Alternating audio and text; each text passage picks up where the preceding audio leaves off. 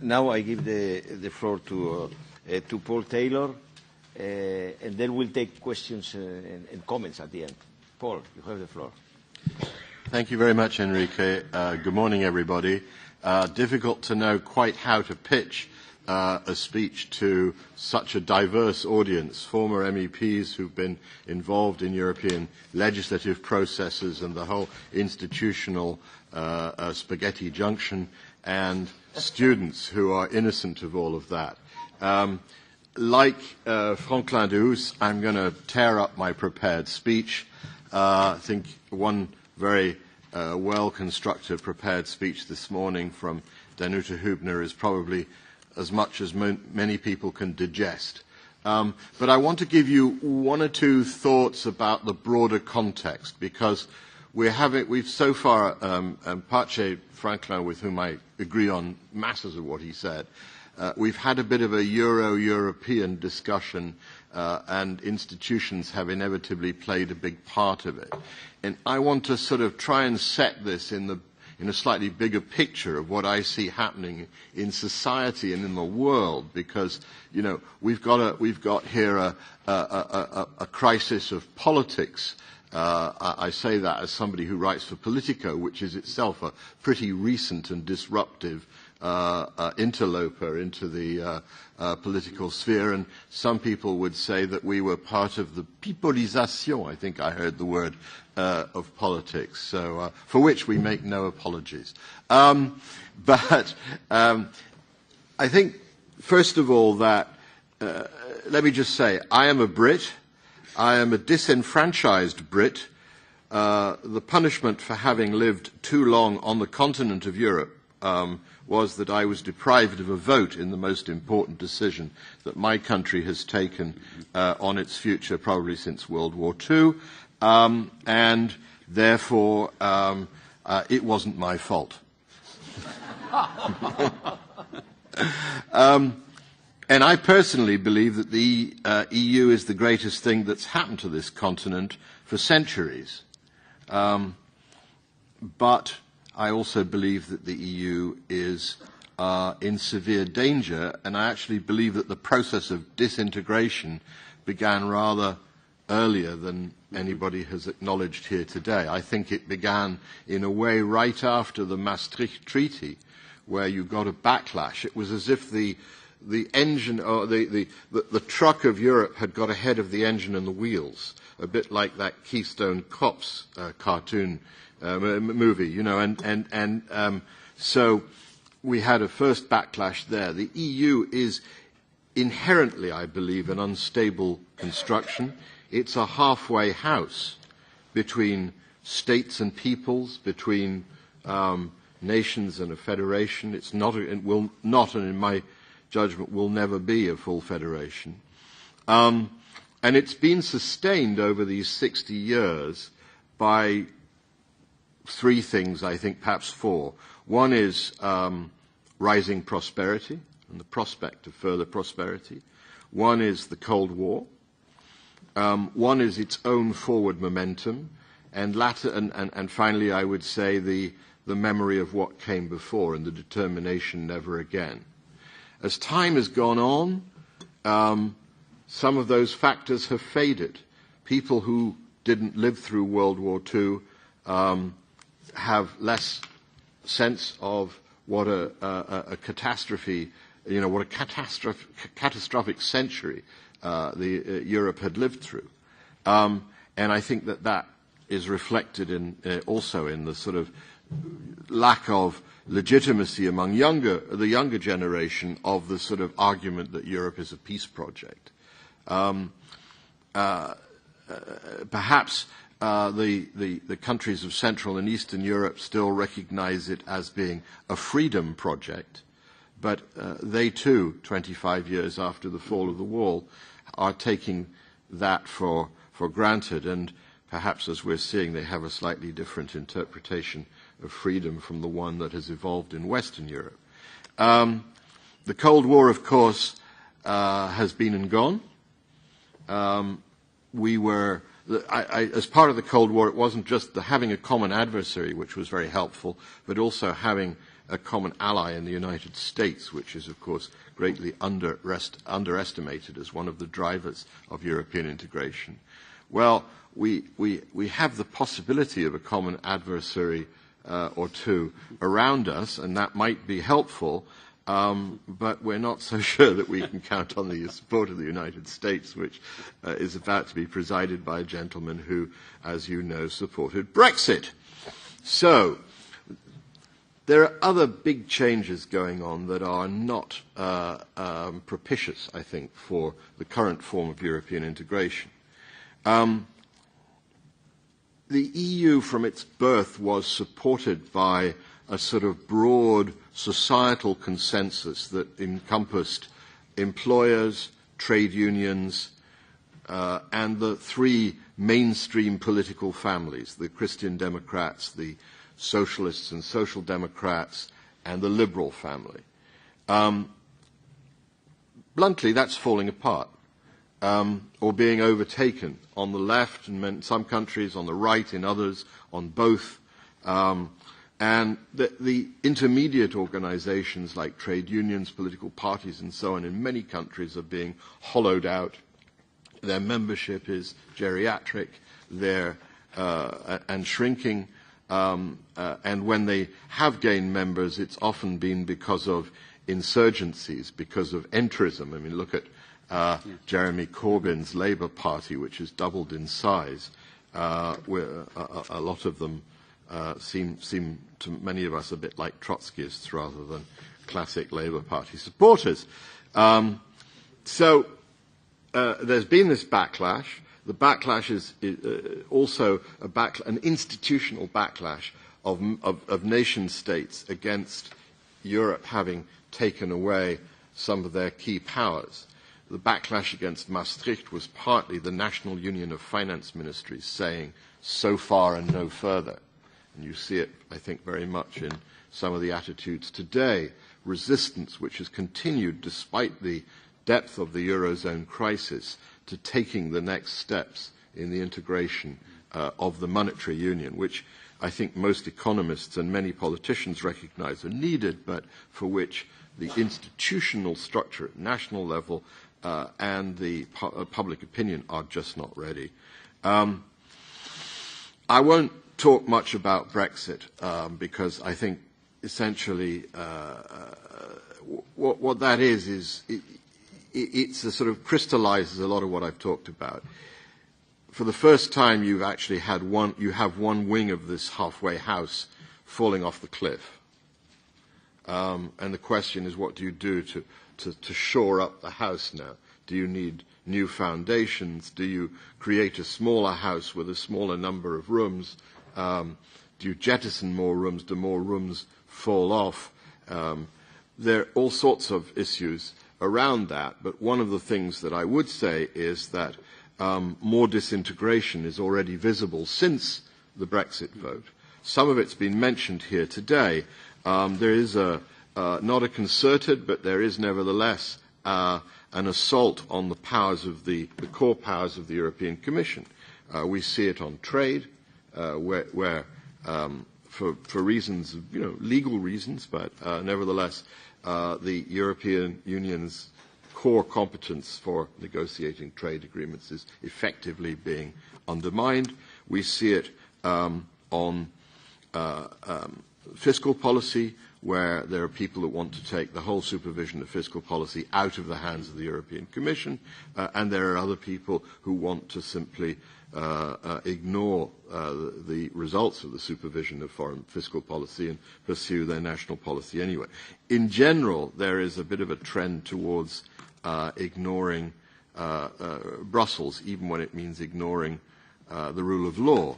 We've seen it in countries that have refused to take in refugees despite a perfectly legally adopted European decision. You may question the political wisdom of that European decision to share out refugees, but you can't deny that it was legally taken under the powers. Anyway, the result of all of this, I think, is that, in this context of a polycrisis, we're seeing the limits of European solidarity cruelly exposed. You quoted Gandhi, so let me misquote Gandhi. You know, Gandhi is apocryphally, I believe, there's no original source for it, believed to have said when asked on a visit to Britain what he thought about Western civilization, he is reported to have replied he thought it would be a good idea. Yes. I think I would say the same about European solidarity. It would be a good idea, but we didn't see much of it in the Euro crisis, or the Eurozone crisis, which has torn at the ties of the core countries between North and South, between Germany and Greece, between Germany and France to some extent, and where solidarity was granted only grudgingly. Ultima ratio is a phrase that we heard as a last resort when nothing else could prevent the ship going down, and somewhat stingily as well. Likewise, in the migration crisis, where the shoe was on the other foot, the poorer or less ethnically heterogeneous countries of Europe declined to show solidarity with Germany in particular, which took in the bulk of the refugees, and then with Greece, which was their gateway and has ended up with quite a lot of them still there. We're seeing lots of other things. We're seeing the rise of authoritarian nationalism, as we said, in some Central European countries. We are seeing constraints on the rule of law, with a weak and embarrassed European result. I won't go over what my previous speakers have said there. And I think we are seeing also a hankering for a more authoritarian form of government in parts of Western Europe as well as in the East. We're seeing a return of support for capital punishment, according to opinion polls. We're seeing the rise of parties like the National Front in France, the VVD in the Netherlands, the Alternative for Germany, and so on. And when I look at the immediate prospects for Italy, Austria, and perhaps the Netherlands, I think we can say that things are likely to get worse before they get any better. To that, let's add the Trump factor. The Trump factor, I think, is a big blow to what we regard as European values: multilateralism, supranational governance, a rules-based global order, open trade, fighting climate change jointly, joint convergence on regulation, NATO and common defense.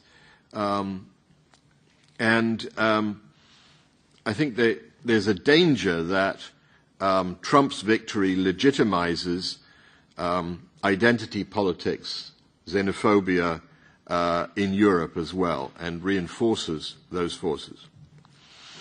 So one further factor I'd like to add is the changes in our societies. When I was growing up in Newcastle upon Tyne, Gordon Adam, my former MEP, was here. Roughly 40% of Brits in the 60s defined themselves as working class. Mm-hmm. That figure today is 15%, which is why people in the Labour Party, for example, find it so difficult to get elected. And so the crisis of democracy is partly a crisis of social democracy. Social democracy is in crisis, I think, partly because of its success, because the sons and daughters of the workers to some extent have been to college and got on in life, and because there are no longer such massive organized industrial workforces as there used to be. But also this atomization of society, which we in the media have experienced in our own way as well, this way in which society has become more individualized, where people communicate with each other in ways that don't use a single central common forum, but tend to sort of create small groups who communicate with each other and of whom we in the conventional media are not always well aware. And then we see political phenomena coming out of left field, out of right field, and, hey, where did that come from? Oh, well, you know, if you look closely, all of the people who are against gay marriage, all of the anti-abortion groups and so on have been communicating with each other, all saying, vote for Fillon, you know, or something like that. And these sorts of, and that's how I think Trump rose in, while all of the political class was saying it was impossible, and it's how Brexit happened while much of the British political and class and business establishment thought that was impossible. And then indeed some of the leading advocates of Brexit thought it was impossible and didn't expect to win, which is why they had no plan. So what is to be done? Very, very, very briefly, because I know I want to leave time for dialogue. I think the EU still has a strong value proposition, but I think that it needs to look carefully at what the deliverables are and to look at how it can improve people's sense of their own well-being in order, and Franklin was talking about this, it may be rail passes for elderly Europeans. As an elderly European, I'd be in favour of that, but I think part of the weather is to change is more to say that we need to do more for the young people rather than for the old people who are relatively well off, and we are having a bit of a generational struggle. So here's my value proposition for the EU. I think it can be put in 4 slogans, and apologies for being so simplistic. I think that we need to be able to say that we are stronger together, we are better off together, we are safer together, and we are fairer together. And I think that Europe is failing on several of these. And that's why, one of the reasons why this increasingly atomized society, or these 28 increasingly atomized societies, have lost confidence, partly in their national governments, but also worryingly in the EU. Stronger together, we're not, doing very well on defense or in standing up to Vladimir Putin in the East, or in making a difference in the horrible conflicts on our borders in the Middle East. And I think this has been recognized as an issue by European governments, and it was part of the Bratislava agenda. But I think that there's a great risk that we will overpromise and under-deliver on that, because delivery involves painful changes to the way national armed forces work. It involves spending money which isn't there, and it involves a collective political will to stand up to tyrants and to terrorism, and the political will there is rather mixed. Better off together, I think that's been the core of the European Union's value proposition. But, we've had very little economic growth, especially in the Eurozone, for a decade. People in Italy are worse off than they were 10, 15 years ago. So, it's hardly surprising they're not very supportive of the EU or of the Euro. A lot of the reasons for that are at home, and this is one of the problems. There's a mismatch between what is essentially a European problem and a problem in the perception of Europe, but the reforms that need to be made in the economy to boost growth, and I won't get into those in detail, and also the redistribution of wealth and so on, are overwhelmingly at a national level. The EU can goad, it can recommend, it can share best practice, it can, but these are national competences. Safer together? Well, clearly people didn't feel safer together when they felt that Europe had lost control of its borders and migrants were flooding in. And unless you believe that solidarity with the rest of the world should be unlimited, and there are utopians that I know, including in this House, who believe that. If you believe that there have to be some limits to solidarity, then you need to control your borders and so on. Again, the problem has been recognized. At the moment, it's been outsourced to Turkey. That is not likely to work for very long. But yes, there is an effort to create a European border and coast guard, but we also need a much stronger common European asylum system, and that's difficult because of resistance by countries furthest away from our external borders. Fairer together, well, as I say, that's a huge problem. I think it's the core reason for Trump, for Brexit, and for most of the other political developments we're seeing in our societies, that people feel that they are losers, or that they could become losers from globalization, from financial capitalism, from the distribution of income, and in other countries from low interest rates, from the absence of earnings for their savings, and a feeling that their children will be worse off than they were. A feeling that I have to say I have as well at times, that my children will have it less easy than I had. So Europe has to find, and it's mostly at national level, I think, the answer to this question of fairer together. And I just hope that our national politicians are really taking that lesson to heart. When I look at my home country, the UK, I would say that rhetorically, at least, the Prime Minister is taking it to heart. She gives good speeches now about managing and the need to do more for the left behind. Her policies, unfortunately, point, it seems to me, in the opposite direction. So, very finally, post-finally, I still think that Europe ultimately depends on its nation-states as well as its Brussels institutions. And I still think there is immense political will, as we saw ultimately in the Eurozone crisis, to preserve the EU. I don't think the EU will inevitably disintegrate, but I think that risk is high.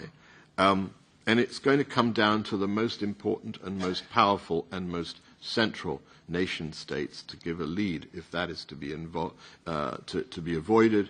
And those central nation-states are Germany and France. And I think if Marine Le Pen were to win in France, it would probably be game over for the EU. Fortunately, I think that's very unlikely.